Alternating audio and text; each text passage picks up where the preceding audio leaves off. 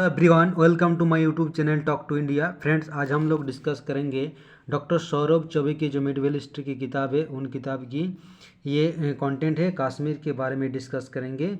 1339 से 1586 ईस्वी तक हिस्ट्री इस वीडियो के थ्रू आप लोग देख पाएंगे। तो चलिए वीडियो स्टार्ट करते हैं।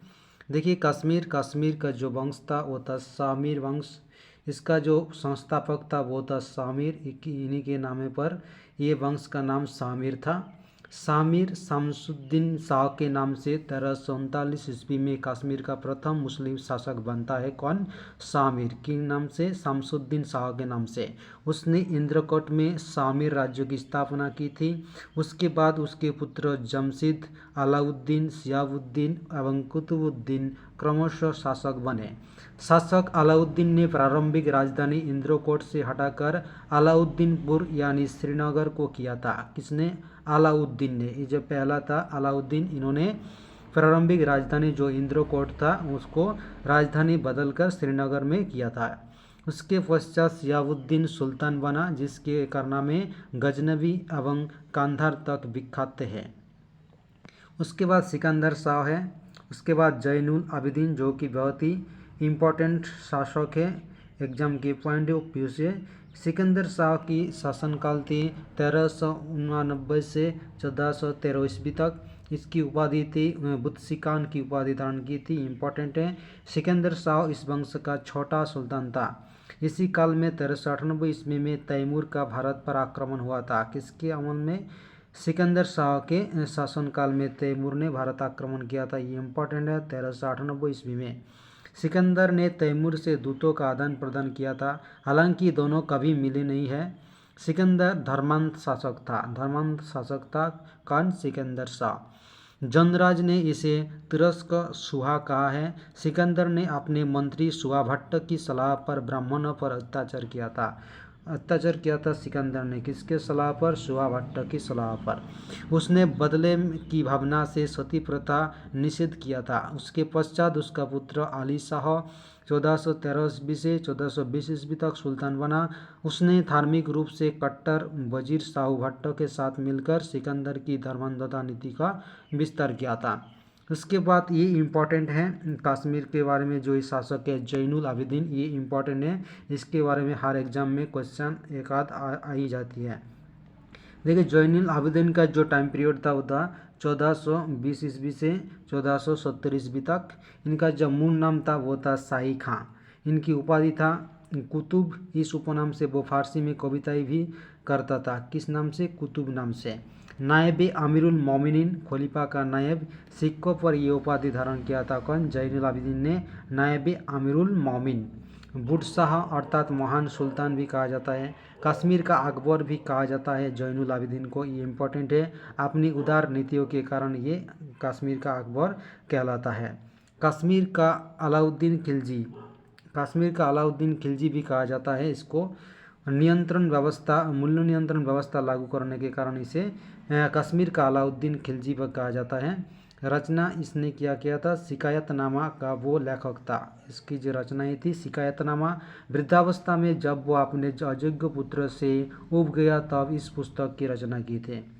उसके बाद जैनुल आबिदीन अपने वंश का 8वां सुल्तान था। कौन सा 8वां सुल्तान था? जैनुल आबिदीन। वो 19वें वर्ष की अवस्था में शासक बना था। जैनुल आबिदीन ने हिंदुओं के प्रति पूर्ण धार्मिक सहिष्णुता की नीति का अनुसरण किया था। हिंदुओं के प्रति पूर्ण सहिष्णुता की नीति धारण किया था जैनुल आबिदीन ने। उसने जजिया एवं गोवध समाप्त किया था। ये इम्पोर्टेंट है। हिंदुओं की इच्छाओं का आदर करते हुए सती प्रथा पर लगे प्रतिबंधों को हटा दिया था। सती प्रथा पर जो प्रतिबंध लगा था उसको हटा दिया था, यानी सती प्रथा को चालू कर दिया गया था। हिंदुओं को सर्वोच्च प्रशासनिक पद पर नियुक्त किया था। श्रेय भट्ट उसका नया मंत्री एवं दरबारी वैद्य था, जो कि एक हिंदू था। आबिदीन की 2 रानियां हिंदू थी। जैनुल आबिदीन अपराधी को कारागार में बंद नहीं करता था और न ही प्राणदंड देता था, अपितु वो उनको सरकारी भवन निर्माण विभाग में लगा देते थे। काम करवाने के लिए लगा देते थे। सुल्तान ने हीरापुर में पेशवार बाजारों की बस्ती बसाकर कश्मीर में नमक पूर्ति की व्यवस्था भी की थी। उनके द्वारा विजय जैनुल आबिदीन ने खखर नेता जसरत की सहायता से जम्मू को जीता था। तिब्बत बुजुर्ग या बालिस्तान क्षेत्र, कांधार, लद्दाख, लेह जैनुल की नवीन विजयी थी। उसने नौशहरा में पेशवार उपद्रवियों को ककलातासन दल के दंडित किया था। ककलातासन दल को दंडित किया था उसने। सांस्कृतिक उपलब्धि क्या थी? जैनुल आबिदीन फारसी, कश्मीरी, संस्कृत एवं तिब्बती भाषाओं में पारंगत थे। इतनी सारी भाषा में पारंगत थे जैनुल आबिदीन। वो संगीत का भी प्रेमी था। संगीत का प्रेमी था जैनुल आबिदीन। वो सुनकर ग्वालियर के राजा ने उसे 2 दुर्लभ संस्कृत ग्रंथ भेजा। उसने मुल्ला मोहम्मद से महाभारत, दशावतार एवं राजतरंगिणी का संस्कृत से फारसी में अनुवाद करवाया। इम्पोर्टेंट है। उसके प्रमुख हिंदू अधिकारियों में बौद्ध मंत्री तिलकाचार्य, श्रेयभट्ट, ये राजवैद्य एवं न्याय एवं हिंदू पुनर्वास मंत्री था। जोनराज एवं उसका शिष्य श्रीवर इतिहासकार थे। उत्तसम जैन चरित्र के लेखक थे आदि इनके दरबार में थे। इसी समय जोनराज ने राजतरंगिणी का विस्तार कर उसमें जैनुल आबिदीन के काल तक का इतिहास जोड़ा था। जोनराज ने जदुभट्ट ने जैन प्रकाश की, इम्पोर्टेंट है, जोनराज ने राजतरंगिणी का इतिहास बढ़ाकर जैनुल आबिदीन तक को लिखा था। जदुभट्ट ने जैन प्रकाश की रचना की जो कि जैनुल आबिदीन का जीवन चरित्र है। भट्टावतार ने फिरदौसी के शाहनामा की शैली पर जैन विलास नामक कश्मीर का इतिहास लिखा।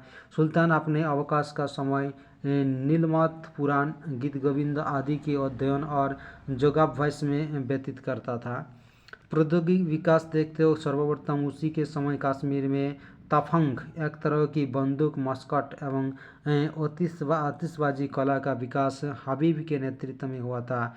जैनुल आबिदीन के शासनकाल में सुल्तान ने हबीब के सहयोग से बारूद पर प्रश्नोत्तर शैली में एक पुस्तक भी लिखा था। उससे पहले कश्मीरियों को बारूद का ज्ञान नहीं था।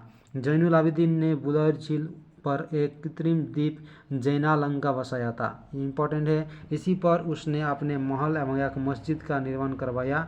उसने डाल झील में रूपलंका एवं सोनलंका नामक द्वीप बनवाया। उसी ने श्रीलंका में जैनक दाल नामक लकड़ी तथा ईंट गारे का प्रथम पुल बनवाया था। इम्पोर्टेंट है।